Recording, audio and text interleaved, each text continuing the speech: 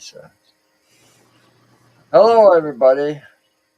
We are live on the Insane Asylum with Dale Kaczmarek. Mark's MIA for now. He'll be here when he gets here. So it's been a while, Dale.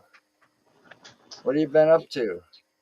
Uh, Keeping busy, getting things set up for my friend who's coming into from England again for 3 weeks in September. The same friend we met last time, right? Yep. Nice guy. Yeah, we're planning a lot of stuff, including a huge trip to the east and southeast this year.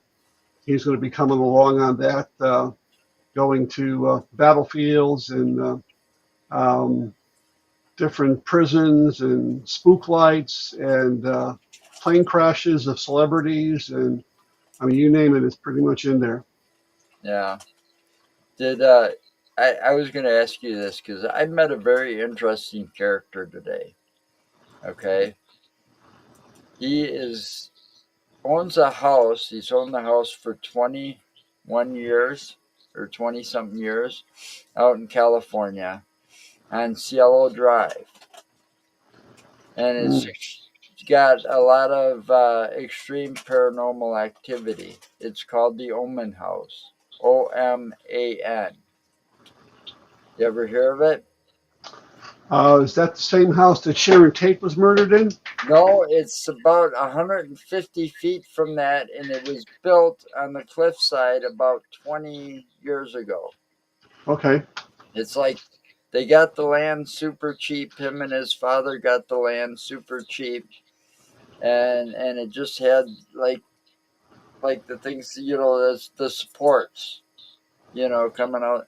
So they built the house there, and shortly after that, they started getting a lot of activity. And when we had him on the podcast that I was on just before this one, he had the lights, a bell, an old it was a Frank Sinatra music box from way back when, and they were just sitting there in the background. That stuff was going off. Hmm. Interesting. He had the cat ball, so that you had to physically touch that cat ball in order to get the lights to start. Right. And nothing was touching this stuff, and it was going off while we were talking about the house. But yeah, it's about 150 feet from the end of the Sharon Tate property or so. Right. We were there this last year. No, this year? This year. Earlier this year. No, last year. I'm getting my years mixed up. 2024. We were there in, I believe it was April. And I was there with my friend Chuck from he's Indiana State Coordinator Chuck Williams. You probably met him. Hmm. And we were there, and we tried to get as close as we could to the Sharon Tate house. But I tell you, um, the way they have it set up now, you have to go through like a back alley up this hill, and then it's kind of like dead ends, and then you get up there, and people know why you're up there because they uh, Right, not not too many people. You're a stranger basically when you get right. up there, so they know you're trying to get a view of the house or something. Now, it was my understanding. I thought that the house was actually torn down and rebuilt. Um, that's Yeah, I'm not. it it was torn. I don't know if it was totally torn down, but it was rebuilt or remodeled so that it doesn't look anything like it used to. They bought a lot that ran adjacent to it from the driveway, so it extended the property some more, so that they could change the address as well. Yeah, they did the same thing with the Amityville house. They changed the address slightly. They changed the John Wayne Gacy address here slightly. Yeah, and they So also on the Amityville house they changed those two iconic windows at the top of the house. yeah, So, and I think they took down the signs because that was they had a name for that house. High Hopes, I think it was. High Yeah, high Hopes. hopes. Yeah. Hmm. Yeah, yeah. So they took Yeah. down all that science. But this one's, he's got a YouTube channel. A lot of people have been out there, from TV and so on and so forth. And he's got a documentary called The House at the End of the Drive. Okay. But I'm thinking building a house close to that, plus the other story that he told us about the Native Americans and them finding the grave of three chiefs or something. Anyway, they dug them up to, they were digging to build it more and stuff. And this was early 1900s, late 1800s. And I don't, nobody knows if they moved them, but still they disturbed them. And all of this land is like connected with it. So there's a lot of spirits or uneasiness up there. Yeah. Well, pretty much anywhere in the United States is Native American Indian Right. land. But Um, this but was, they disturbed that land, and yeah. they probably did the same thing they did to the Indian princess in Asylum. Once they found her remains, they got sent to a museum after going someplace else for research, and never got returned. Well, So, yeah. So anyway, you were saying it.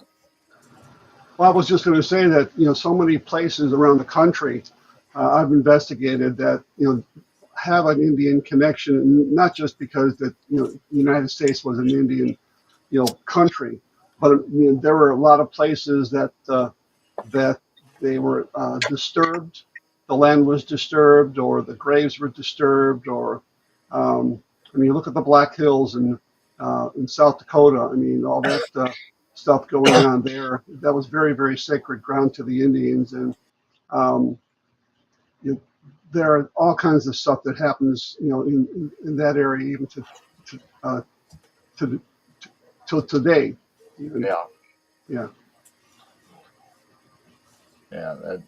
yeah. So I just found this guy interesting, so I wanted to talk to him more later. So I got this guy to talk to. So, but anyway, what else have you been up to? I mean, it's been what, last summer our trip. Yeah. Um, We well, didn't get to do all of it, but we got quite a bit done. yeah, yeah, I love going up there to see the Stevie Ray Vaughan site. That was pretty cool. Um, Never been up there before. Yeah, It I'm was gonna a, have to go back to that one. I there was no way I was making a hike up that hill that day. You know, it well, I was. barely made it myself. I mean, it was it was a pretty steep hike. I mean, I did make it. By the time I was up there, I was kind of like keeled over a little bit, kind of like my heart was pounding and everything. A real good exercise, that's for sure. And but there were a lot of other places that we saw up there, and the whole stuff with the Ed Gein sites and everything. That was pretty cool. That was Um, really, yeah.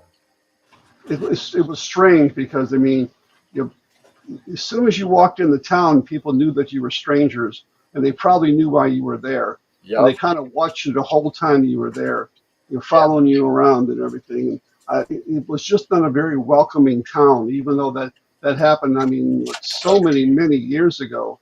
It was just not a welcoming town. No, I felt like I had eyes on me the whole time I was there. You Yeah. know, especially when we were like walking. We were parked by the museum area or whatever it was, and we walked to the one street corner to take some pictures and walk down a little ways. When we were out of our vehicles, actually walking in the town area, that's when I felt most uneasy because it's like you were being watched close by everybody. You Well, know. I thought the one that kind of got to me more than anything is when we actually went to the former site of his home that was still fenced off there, and we all got out of the house just to get it. We weren't on the property because it's fenced off, so we kind of like just went along the perimeter there. But it's almost as soon as we were there, people started coming down with automobiles, and I said, And oh, driving slower. yeah.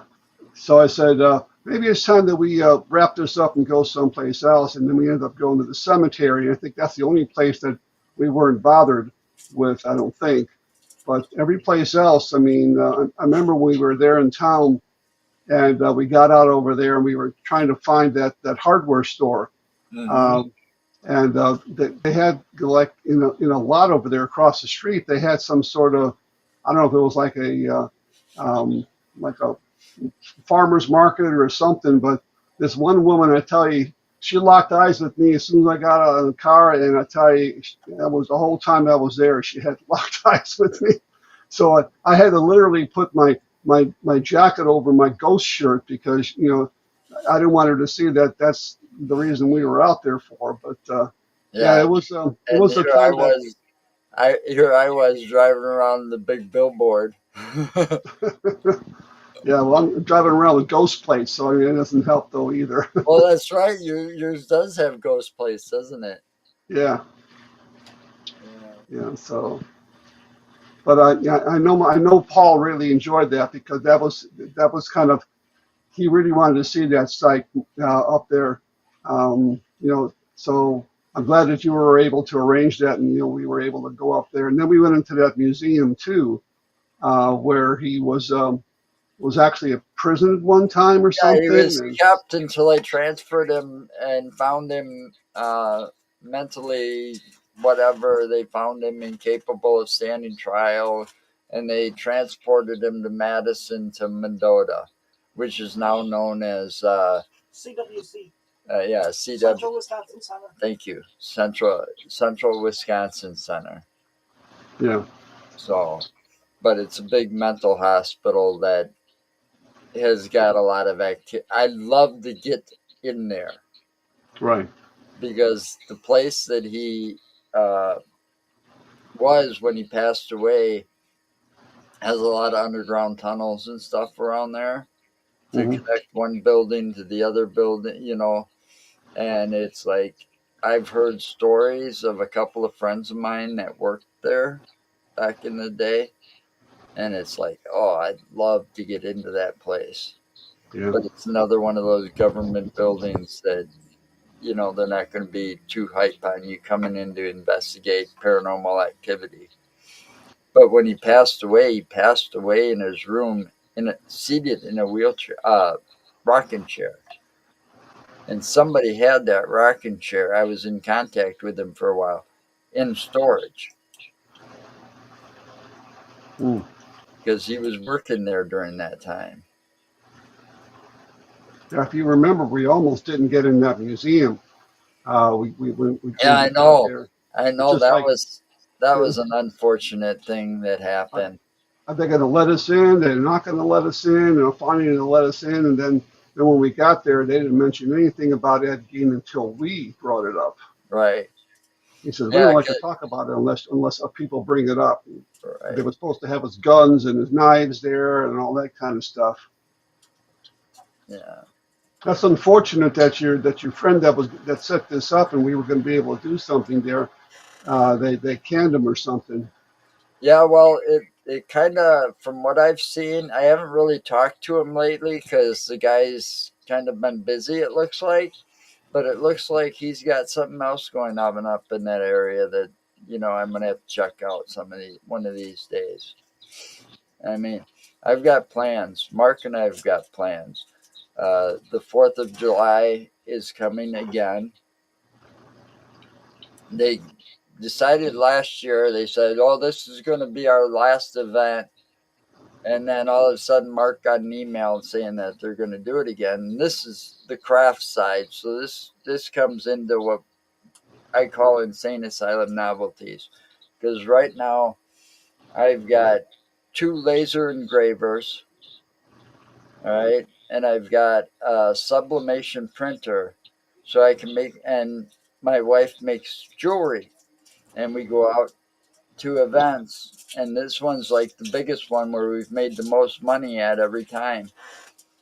And it's happening again this year. So we're trying to get everything arranged to get these two new laser engravers because we just got them all hooked up. I mean, this is just a sample of what one of them can do, Oh, wow.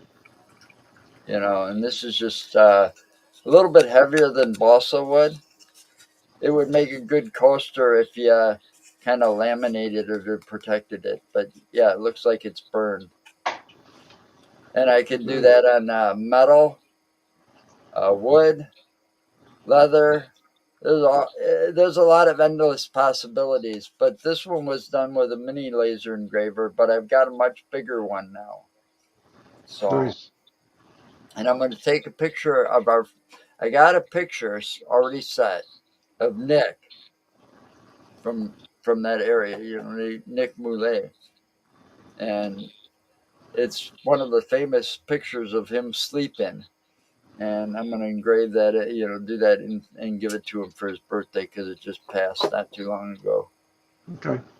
You know, actually, Kate there supplied me with pictures. Yeah, he actually had a little bit of a health scare himself not that long Yep, ago.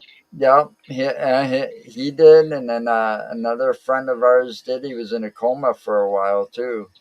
Hmm. We had a friend of ours from Colorado. He was in a coma for, I think, almost a week. Kate, I don't know if she's still there, but if she's still there, she'll answer. But yeah, it has been in quite a few health scares. Me, it's my second stroke I've had, and it's like this one wasn't quite as bad because the last one was worse. But now they give me in a scare. Doctor calls me today Yesterday. or yesterday, says, or no, it was when I went to see the doctor. He's like, "Oh, we want you." Yeah, but it was yesterday. So they called me and they say because they had me wear this time they had me wear a heart monitor in the center of my chest for 2 weeks, and 24/7. they got the results back yesterday, and they's like, "We want you to see a heart specialist, as soon as you can, and because of these tests, but they won't tell me why." Hmm. They can't tell me why over the phone. I gotta go see my doctor. But at the same time, they go, it's no big deal. Yeah, it is a big deal because now you're gonna make me wait all weekend until fucking Tuesday. You know, Yeah. and then the doctor is gonna tell me, oh, it's nothing. You're actually lucky he had an appointment Tuesday because it might have been a few weeks before, because he's a busy guy. Yeah, but he's a nice guy. I like that Yes. guy. Just him. I my heart doctor, same guy. I gotta go, but he's been working with me for a couple of years since they found the blockage. So nice guy. But anyway, yeah. Now, like tomorrow, I have an event I'm going to. It's in one. It's a paranormal. How would I put it? It's like an author's fair, but it's actually going to be a bunch of ghost hunters, ghost investigators, going to be Yeah. at a library out in Bolingbrook called the Fountaindale Library from 10 a.m. to 1 p.m. And they give you a free table. It's open to the public. It's free to the public, and so I get to Oh, I sell like my those books. events. Yeah. And not only that, they're giving us free lunch, and they're giving us $100 honorarium just for being there. Wow. Hi, And Kim. I didn't ask for that. It's just like You. they want to throw money at me, then throw money at me. But Really, but getting the table for free is another plus because events don't usually do that unless you're a guest speaker. yeah, When I was a guest speaker a couple of years ago at the Milwaukee Paracon, we got a free table for that too yeah. as well. So, but I'm So going to. this, I'm definitely going to one in Appleton in May. I mean, I know that's far off, but I know there's going to be quite a few uh, conferences between now and then. But I've definitely got my calendar marked for one in May because one of my past guests I've had her. Nobody's got the record for being on our show more than you, Dale. I'll tell you that right now. But we've got this. We had Miranda Young. You might have heard of her. Okay. She does uh, ghost biker. Anyway, she rides a Harley Davidson, and she's out of Tennessee. And her and Dr. Miranda or Dr. Christy Sumner bought the Scott County Jail, Nice. so they saved it from being demolished and opened it up to the public. I just tripped inside the door. So they saved a piece of history as well as got a pair. Yeah, Ghost Biker Garage. Thank you, Bob. Thank you. So it'll be a chance to meet her in person for the first time. She'll be up in Appleton, Wisconsin in May at a conference as a guest speaker, I When is guess. that? So, I don't know, in May sometime. I can't look it up right now because Mark's not here to help. Okay. Well, we used to go to this kind of a free convention like every year, which was in Fowler, Indiana. And what they used to do is they would shut down. It's a small. Fowler's a very small town, so they would shut down the main street, and they would have. You could bring your tables, and you just have you set it up on the street, Oh, on the corner, and you'd have your tents and whatever. And what they would do is they had there were several haunted buildings in Fowler, including the Fowler Theater, the old Benton County Jail. There was a Dwin Diddles, a Grand Opera House, and several others that are haunted. They used to take people on a free little walking tour of the different locations. And for the last, I would say maybe almost a year now, they've been trying to save this one historic prison from being torn down, the old Benton County Jail, which is right across the street from the new Benton County Jails. That's why they want to uh, tear it down. And unfortunately, they're not going to be successful. So this one piece of history and also haunted history is going to get torn down.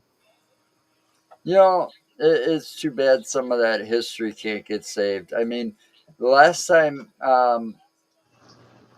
we were down in the Chicago area meeting up with you when we were down there meeting up with you last year at that bar right across from Resurrection Cemetery there. Yeah, Uh, Chet's. yeah, we took a little road trip and and they were doing a lot of remodeling of Joliet Prison so that they could open it back up for tours. They were Right. like making it safe again. You could see, when I was there, you could see all the big, heavy yellow equipment outside, the building, and it was all fenced off because danger hard hat area. And Oh then yeah. they had the like museum right across the street, you know. Yeah. And it's like now you see because I come back here and I look and it's like, yep, they're booking tours now again. Well, when I took a senior tour in there several years ago, there were certain places that were just not safe. Yeah, Um, and it there were looks there like were there were places where the water was coming into the building and really kind of I it was remember you saying that. I it was remember you saying compromised. that. It was compromising the mortar and the walls, and they wouldn't let people go in there. There were several buildings you could go into, like the chapel and some of the cell blocks and so forth. But so hopefully, you know, if they are doing refurbishing it, or hopefully they can get those buildings back to a safe level because they're very historic buildings. Yeah, it was. I didn't get to get my whole tour done, so I'm going to be back down there again this summer, at least once or twice, because what I'm doing now, excuse me, Jesus, what I'm doing now is that every time we go like on an investigation and to go investigate it, I'm gonna find that one really good local diner, you know, that's been around like forever. Those little diners in the small towns that's been, and I'm gonna do a little review on each one. Take my camera and talk to the owner possibly, Yeah. and I'm gonna put those up as shorts, and I want to see a lot of different historical places. And there's another place down there, and where was it? Was no, it wasn't Juliet, but it was on Route 66. It was a Pink Elephant Antique Mall or something like that, Okay. and it's in the Chicago, in that area of Illinois, but it's on Route 66 in that part of Illinois. Yeah, We that's were the so close one time, and the traffic jam made us turn around. yeah, that's that very historic road. First, So, first so time I go. was down there was on that road was last year or the year before. Yeah, there's still parts of the road that you can still drive on. Some of the parts they've been bypassed by modern highways and expressways, but especially through Joliet, you can ride right on Route 66.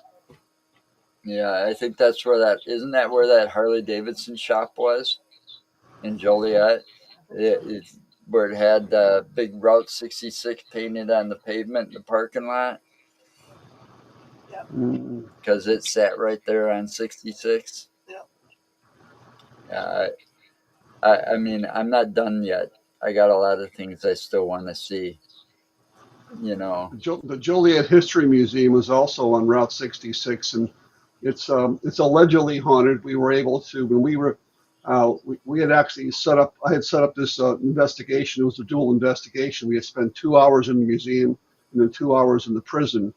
And the one of the reasons I wanted to go to the Joliet History Museum is that for a while they actually had some of John Wayne Gacy's paintings in there.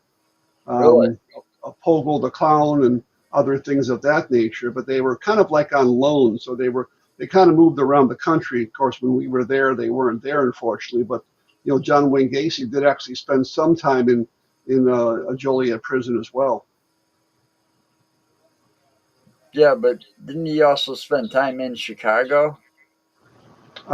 He was all over. He was in the Menard Correctional Center. No, but I Um, mean during his oh, little spree and stuff like that, wasn't he like living in Chicago a couple of times? well, Like from Iowa or well, something. he did live in his he lived in unincorporated Norridge originally, where where the bodies were buried and everything. And I'm sure he probably had houses and when he was growing up, especially in Chicago. Yeah, and nobody to this day knows where he's buried. They won't let anybody know. I'm sure he was cremated, and I don't know what happened to his ashes, but Yeah, all those people that were killed, I'm sure they probably would have liked to probably dig him up, make sure he doesn't rest too easy. But that's why nobody was ever told where he was, where his remains were actually, if they were interred or if they were just given away or if well, they were it's like sprinkled. because people do what they do. Like look what happened to Dean. They found out where he's buried, and his headstone got stolen.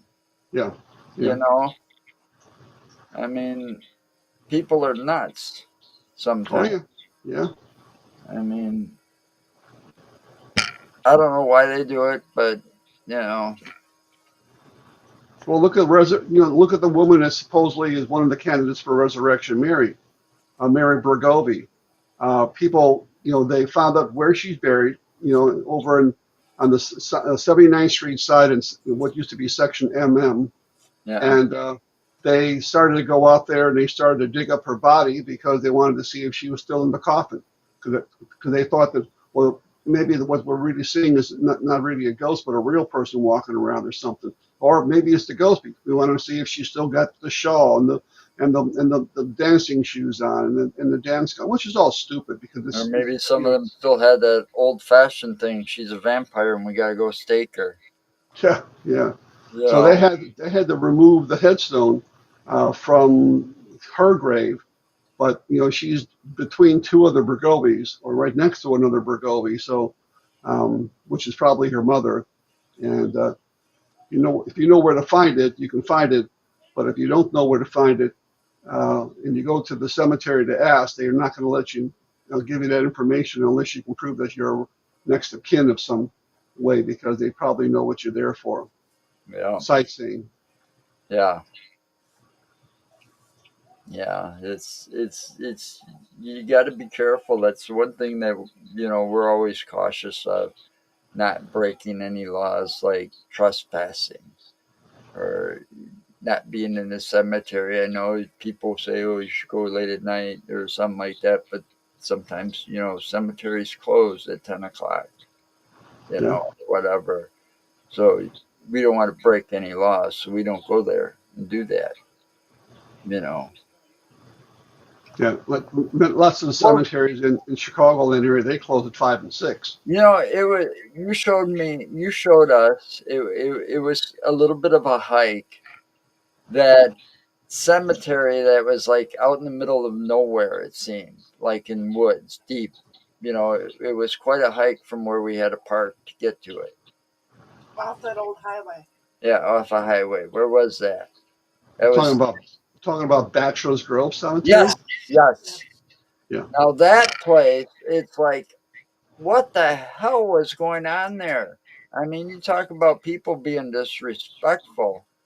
Tombstones moved way out of place. People looked like they were having a fire on the tombstones, or because there's scorch marks, and It was a seance. you don't know that for sure. No, you don't. But that could have been it. There are such thing as vandals. Mhm.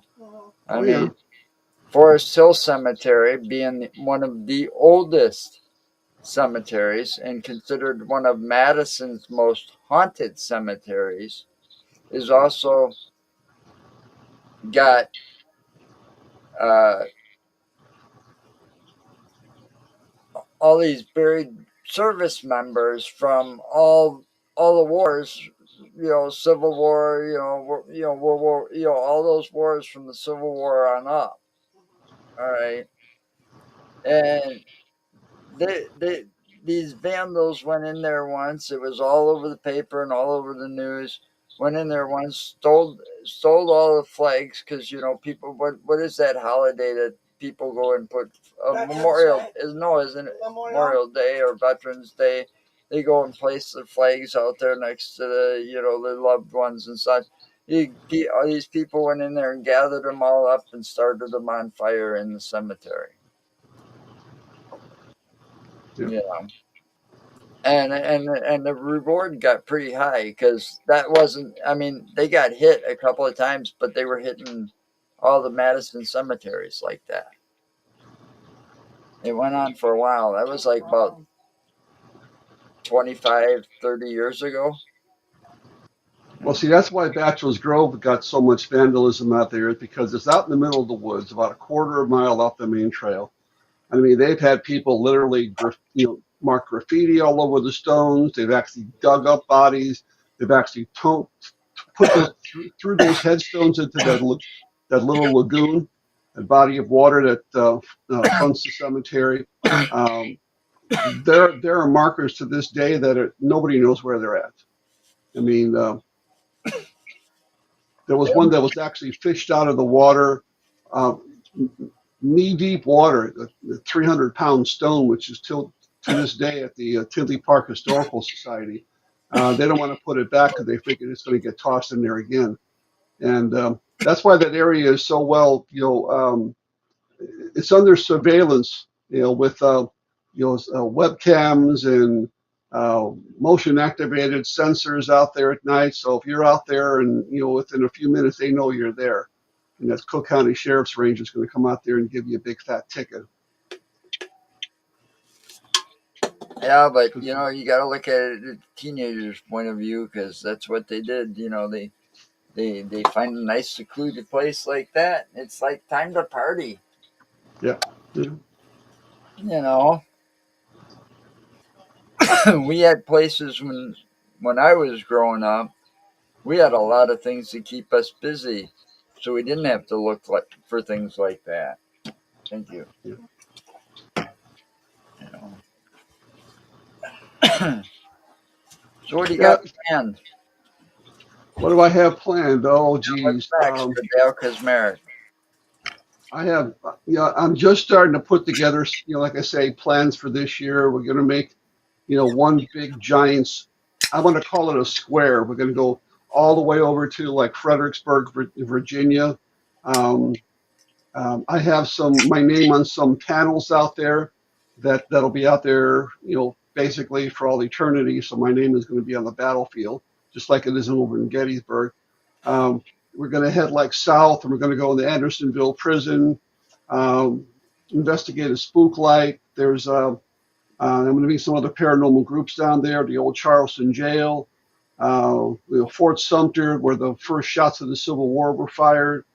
Um, we're going to make our way over to the west as we kind of start heading back, and then we're going to go into Gillsburg, Mississippi, which is the site where the Leonard Skinner plane crash went down. Oh, that would be cool. Uh, And that's one place I've always wanted to see. I wanted to go a little bit further, but I'd have to spread it out for almost 2 weeks. There's also one in Texas I really wanted to see really bad. It's where Jim Croce was killed. But, but that'll be another day or another year. It's just too much. We're hoping to get down to Sloss Furnace in Birmingham, Alabama. It's very, very haunted. Shiloh, another battlefield in the Deep South, and quite a bit of stuff between Atlanta and Savannah, where Sherman's March to the Sea took place in 1864, where they burned everything and pillaged everything, all the way to try to break the backs of the Confederacy. And there's a lot of interesting old antebellum homes out there. There's a very famous cemetery called St. Bonaventure Cemetery, one of the most haunted cemeteries in America, where people have seen and actually videotaped really strange things. There was something on Paranormal Caught on Camera one year that somebody had sent in. They were just videotaping, just kind of panning it around when they saw these people walking down, just a trail. And these are real live people. And then, right next to them, there was like a little white kind of a figure of looked like a little white boy, all very, very white. And then as these real people approached him, he literally sprung up, and jumped up into a tree, which was maybe into a branch was at least 15, 20 feet off the ground, and just went up there. Nobody saw him. And it's one of the most amazing videos that I've ever seen. I know where that is in the cemetery, so we hope to be able to stake it out for a little bit. This was during regular business hours too, by the way. And Wow. so we got that kind of planned. And my friend's going to be here for 3 weeks. So, I mean, this trip that we're taking, it's probably going to take between 5 to 7 days to literally cover all that distance. And then we still got 2 more weeks that I got to plan out. We're going to be doing some things um, down in Indiana. I hope that we can get up there maybe to see the Beast of Bray Road when he comes in. Yeah, That would be kind of cool. I'd like to get on the same page with him, and I'm gonna have to get him on the phone. I think this time to talk to him about it instead of messaging him and try to plan this out because we'll just have to make a whole day of it. Sit there and listen to his stories, have him give you a tour of the land because your friends knew, and then Yeah, go and do our investigation. So, yeah, and yeah, I hope we have you know a similar experience, but not enough to kick us off the property. yeah, That fog was thick, yeah. and That was strange. and that's dangerous for our equipment. That moisture, and it's like And as soon as we got packed up and we're back out just double checking, it's gone. Yeah. As fast as it came in. I mean, it just rolled in, Yeah. And just I've like, lived here in Wisconsin all my life and I'd never seen anything like that before. yeah, And I've lived in some of those, where there's a lot of fog anyways because it's low-lying areas, and a lot of moisture and stuff. But I never saw that. And it's like, and it wasn't too long. It was only a couple hours after we had that experience where we saw that you had it on your thermal, the bipedal figure following Mark, but it was in the cornfield. right. And it wasn't too long after that, but it was only a couple more hours before the most of that activity that we saw on his trail cams had that timestamp of sunrise, and after. So we were getting close to that sunrise point when all that fog rolled in. We were only a couple hours away from sunrise, Yeah, and it's like, damn it, I wanted to see what was going on when those trail cams were getting triggered all the time. yeah. But it was, most of those, a majority of them, were early in the morning. I noticed. Well, I got some new toys, so if we can get out there, I mean, we got some stuff that I can set up there that hopefully be able to capture some stuff this year. Well, we I, got we got some new toys too. We got Mark. Mark can fly the drones pretty well. We've got two drones now. Um, are I they got a are they are they infrared? no. Not too I bad. don't think so. No, but they might. Oh, I don't know. They should be for $300 a piece. yeah, He didn't. yeah. He didn't pay that for him though, because he got them at an overstock store. They buy all the overstock from like Amazon or whatever, and they opened up one of these like brick and mortar stores. He got it for $60 each, brand Oh, new. that's nice. That's Four nice. 4K. They take 4K, and they're, according to Mark, they're dummy proof because he says I could even fly it. No, not dummy proof because I crashed it. Oh, geez. So, but they're really nice. They're big. They're heavy duty. And they're just big enough to where you don't need an FFA, whatever that is, a license to fly it, because they Right. can't go. They can't go above the, what is it, 400 feet.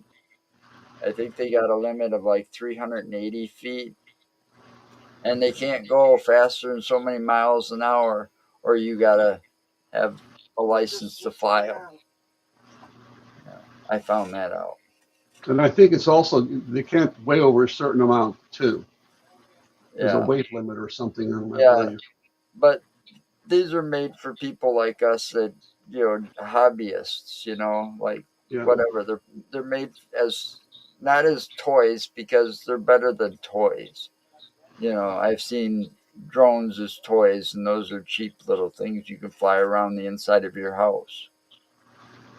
Yeah. But Speaking of unidentified flying objects, I mean, it was crazy about earlier this year when they had all those supposedly sightings on the East Coast. They didn't know what the heck was going on. They thought they were drones. They weren't sure. And they were what in New York and Pennsylvania and New Jersey. They were all over the place. yeah, yeah, and I'm getting a lot of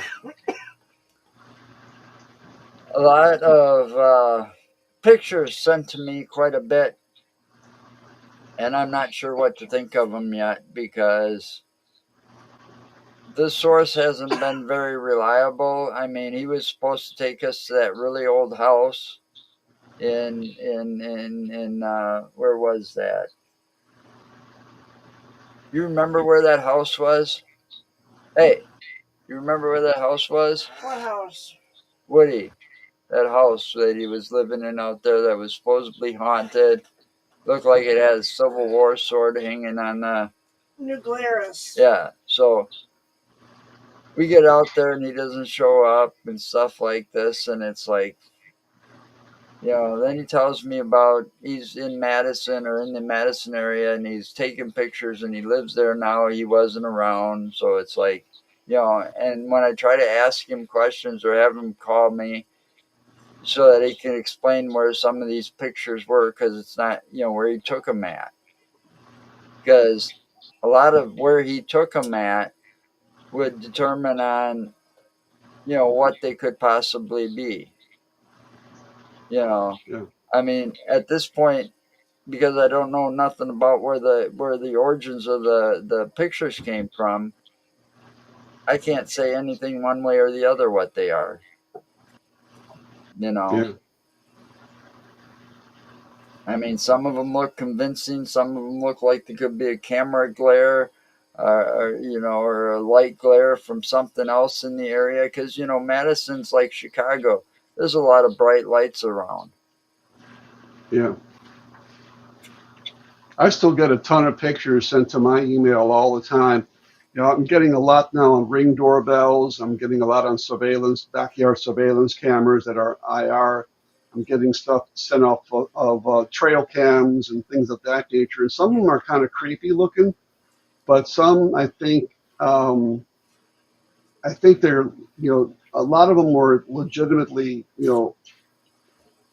explainable. But there's some that what I like to do is I like to also send it to my group and just say, here, I got this video or I got this, picture. Tell me what it is and just tell me individually. Don't say as a group what you think it is because I don't want you to influence Yeah, everybody else in the group. I get And that. and I get a lot of strange stuff still to this day. Some of it, I mean, there was this one woman that sent me this from Gettysburg, and Gettysburg is such a huge battlefield, and she didn't even remember where she took this image. And I think just by looking at the possible area she was in, it might have been on East Cemetery Hill, right across from the Evergreen Cemetery. And I think maybe what she's pointing out as possibly a figure is probably a marker that's down in the bottom of the hill. Oh But yeah, but when you try to zoom in and you zoom in and zoom in, you start to pixelize after a while. I really couldn't tell for sure. And I was hoping to be able to go out there and find this exact location and the same angle that she shot it from and either debunk it or prove it or whatever. A couple of years ago, we went back to Gettysburg. This woman had sent me years and years ago had sent me a picture of her standing next to a cannon, and there was a kind of like a mist next to her. Now, neither one of them smoked. This was in summertime, so it wasn't your steam from your breath or anything like that. And when we went there back a few years later, because I'm going to Gettysburg all the time, it seems like, we were able to actually find that cannon and find the actual position that she was standing and what angle it was and so forth. yeah. Not that I was able to explain it or anything or disprove it, but I was able to at least find that exact That same cannon. location. Yeah, yeah. So, what do you think of this? You know, I, I know what my stance is. You know, but what do you think of all this AI crap that they're doing? How that, I mean, that's making your job and my job trying to determine what's real a lot more difficult now. Yeah, and not only that, it makes it so easy for people to be hoaxers and frauds, Right. saying that this is so and so speaking and it's not, and because the AI is it's getting so good, it's hard to tell the difference anymore. I Well, mean, technology is eventually going to kick us in the rear end over this because we're not going to know, eventually, what's real and what's not real.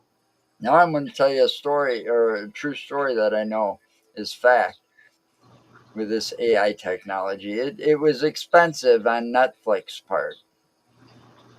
But there's a series on Netflix that is a spin off of the Karate Kid movies Okay. with with Mr. Miyagi and Ralph Macchio and all of that, right?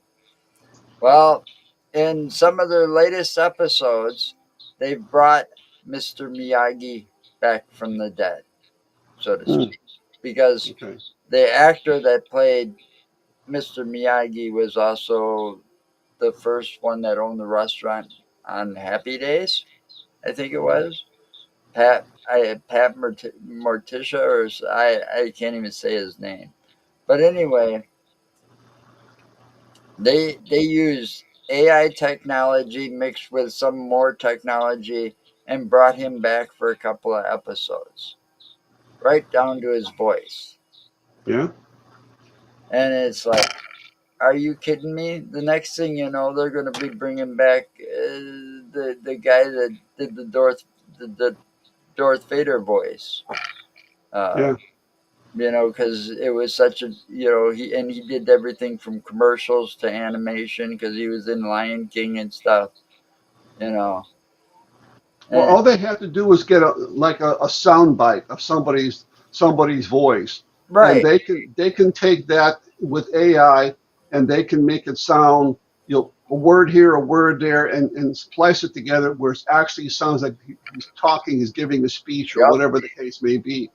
And that's why I say, pretty soon they're going to be bringing Elvis Presley back from the dead too. Oh yeah, well they've already done stuff like that, but I mean the way they did it already in a way was kind of what I've seen was very unique because they like redid his music and they had him like a ghost image, you know, of him singing in concert or whatever, you know, and then it was like the uh, Royal Phil I can't even speak today. Yeah, Philharmonic. orchestra, right? Yeah. Did all the backup music, and Mm, it was brilliant, you know. And then they've yeah. done that where they've done like ghost image or spliced the video, and then it was his daughter Lisa Marie singing with him, things Yeah. like that. But now it's going to be brand new Elvis Presley movie, you know, Yeah. Yeah. and shit like that, and yeah, Well, didn't Nat King Cole? I mean, he sang a song called "Unforgettable," and he sang it with his daughter. Now, what? Now that song that they're on. I mean, wasn't he already dead when they spliced it with his daughter, or did they actually sing together? I don't know. I Yeah. don't know. I saw the one that I saw that was really cool, and this one you can find on YouTube is the Roy Orbison Pretty Woman and his three sons His and three his sons and his grandson. grandson. So you had Roy Orbison Jr. or the second and the third there, because the grandson was the Yep. third. And, Yeah. and then it was such a cute video, but he had him as like a ghost image, like Yeah. in the video, and of course it was they dubbed in his voice from him singing the song, But it was Yeah. his sons playing the instruments. yeah, yeah, his sons were playing, and it was his voice singing, Roy Yeah. Orbison's voice, and they were doing Pretty Woman, and they had an orchestra, Yep. like a high school orchestra that was with them. I mean, they've actually already introduced this into politics now, to the point where so and so is giving a speech, but yet this person never gave the speech, or they did an interview with so and so, some political person, president, vice president, or Yeah, senator, and he never said this. I never said this. Well, it's AI. Again, hi you Ashley. don't you don't you don't even know if that person actually said it, and it gets to the Yeah, point where it's going to. I don't know. It, it's it's dangerous. it's it, it's sort of like if you ever watched the movie Battlestar Galactica, where the Oh, I Cylons love that movie. took over, and they were going to destroy every single human. They got too powerful, and the same thing is going to happen with AI here eventually. I think. Lauren Green. Yeah. Yeah, I grew up on that. That was a great show. Yeah, sure was. So they don't make them like that anymore. They sure don't. Oh no, absolutely not. But I plan on going to. There was one. There was a couple of them that I was at last year in Chicago, the Paracons, and I plan on going back when I see them pop up. You know, Well, there's going to be one coming in June in Countryside, which is not Chicago, so you don't have to go downtown or That's anything. where we went the last time. that's where I Last was. couple times. Yeah, Countryside. Yes. Okay, yeah, and that's going to be June Yeah, 7th. went home. is that So the one that was run by that Jack person? Yes. yeah, Jack Chavez. Yeah, Yeah. Yep. So yeah. He's uh, like the first time I met him. He's like he must have known who I was or whatever. He's like, well, if I would have known you would have traveled this far, I would have had you as a guest speaker. yeah. And it's like, well, you Well, know, I'm going to have a table there and everything, and he invites me every single year, so that's kind of cool. He has a big following of people, so it'll be a small group of speakers. It's going to be a lot of psychics and vendors, and then it'll be a lot of other people just vending tables yeah. and whatever. Well, So I was glad I wasn't a speaker there because of how small it was. Because Where the here you've stage got is the compared stage where to. you got the speakers at. You could hear everybody talking in the vendor area, and it was kind of disruptive, yeah, yeah, you know. But Because it's like a little gymnasium. But when I got as Same. soon as I got there, it's like I got recognized, and it's like, hey, over here, I want to talk to you. That's where Chad Lewis Yeah, called Chad you over. Lewis. Yeah, yeah. and then of course I got stopped by Barnaby Jones and Yep. his mother. Yep. So Yeah, we go to that one every year. they had a booth there, The and last 2 years. I got a couple of my patches from my leather vest from him Yep. while we were there. Yeah, they wanted me to run another paranormal conference this year, another Midwest Spirit Fest 3. And I don't know. I think I'm going to take a pass on it. It is so much trouble and so much planning to put together speakers and vendors and psychics and put And to all find this a together. venue, and to find a venue. Yeah, the one. Well, I had the free venue over there at the Thornton Distilling Company. Uh, they'll give me that for free, and they'll let me take in everything except all he wants is the food and liquor, which I think is pretty cool. I get to take in everything else, but I mean it's a lot of work. It's literally you're running around the whole day like a chicken with your head cut off, making sure Yep. everything is running smoothly. You have to pick up volunteers. Somebody has to watch the table. Somebody has to watch the entrance table. They got to help with investigations. They got to help set up the speakers because I can't be three places at once. And I said, I don't know if I'm going to do it again this year or not. To tell you the truth, I mean, You I know, had two very successful years, but you know unless I get some help. Jack Chavez wanted to help me last year, but then things got kind of screwed up. The person that owns the venue was waiting for me to call, and I was waiting for him to call, and we got our signals crossed, and nobody called each other, so we didn't do one last year. But he wanted to help. So the one before that in 2022 he helped with, and he brought a lot of people in, which was nice. And I gave him some money for bringing in some of the people because I'm even with that I made a ton of money. So yeah. it's not the money. It's just that it's I'm not getting any younger, and it's a lot of work. It's a lot Oh of work. yeah, it is. I mean, Mark had the idea because see, we when we started all this podcasting, we were part of the Wisconsin Podcast Association.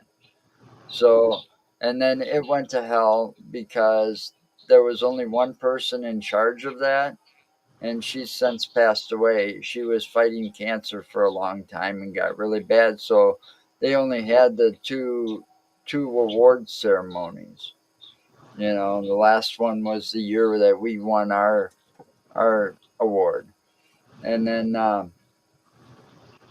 And then there was uh,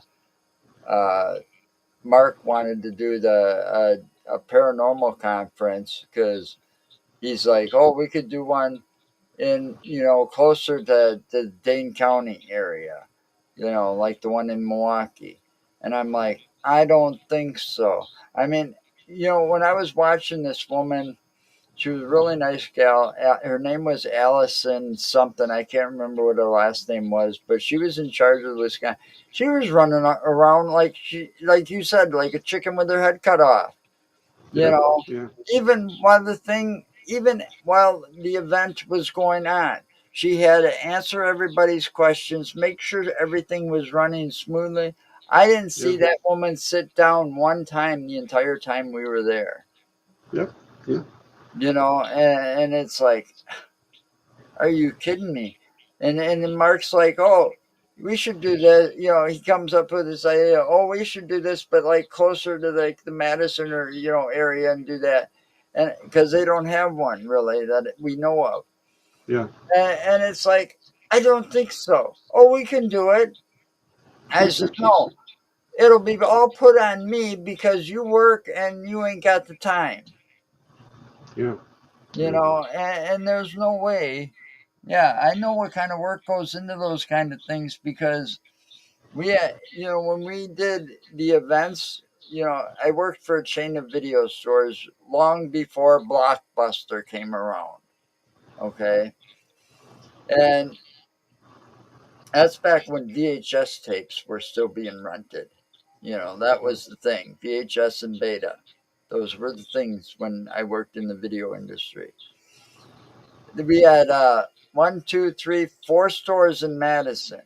So when we did like a really big event, I got pulled to help making sure that this event got set up correctly. Everybody was and it's like, I don't think so. I know what goes into these things. Not yeah, unless you got a true dedicated team of people to help. No, thank you. yeah, And I don't blame you. I'm a lot younger than you are. You know. yeah, yeah. It's a lot of stress. It's a lot of running around, and it's a lot of making sure everything works right. And then when you set everything up, and then two or three speakers cancel or this and that, and you got to scramble to fill those spots. And people are coming there because they wanted to see those people, and then now they're not there, and they blame you, even though it's them that cancel and all that. No, no, no. Yeah. So I think No. I'm gonna I think I'm gonna pass unless Jack Chavez wants to do it do most of it, and I'll come on board as like like a 50-50 partner. But he's a lot younger than me, and he can do it better. Not I won't say better, but he can do it, and still not uh, He have a seems heart like attack over that. well when I So saw him and met him at that what was that place called? uh, Midwest Spirit Fest. The conference where concourse, right? Is that what you said earlier? Oh, The banquet it, hall. it's called the Chicago Paracon Yeah. or Okay. something like So that. when I saw him Yeah. at the Paracon, I met this guy for the first time. It looked like he had a decent team of people helping him. Oh yeah, yeah. So did I You actually. know, because he was like, a little walkie-talkie, and Yeah, but he was like constantly like on his feet. Like again, he was constantly the one that was going everywhere, talking to everybody and moving and yeah, nonstop. And it's like, holy shit! I mean, we barely talked for 5 minutes, and they're like, I really want to talk to you some more before you leave. And I was there a couple hours because I was waiting on Nick, and he was all on Nick time, and you yeah, know that yeah. means Nick says 5 o'clock. It'll be 6 when he gets there. You know, so Right. I was waiting on him, but I was talking to everybody, and I had a hell of a time trying to listen to the people on stage because of all the people that were there. And there was a Yeah, few people there that had children that were in strollers that were crying.